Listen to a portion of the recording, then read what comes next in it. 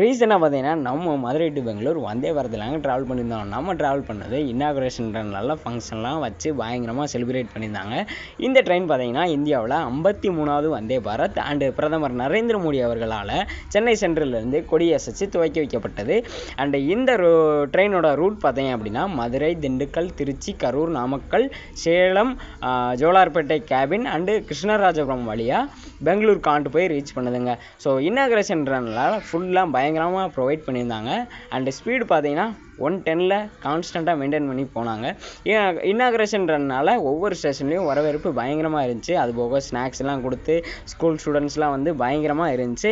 And இந்த ட்ரெயினோட commercial run எப்போ start ஆகுது அப்படின்னு சொல்லி கேட்டிங்கன்னா செப்டம்பர் 2 காலையில் 5:15 எடுத்து பெங்களூர் காண்டுக்கு 1:30 மணிக்கு போய் ரீச் ஆகுதுங்க. இது சம்மந்தப்பட்ட வீடியோ நம்ம யூடியூப் சேனலில் ஃபுல்லாக டீட்டெயில்ஸாக கொடுத்துருக்கேன். ஸோ மறக்காமல் போய் செக் அவுட் பண்ணி பாருங்கள். டடா, பை பாய்.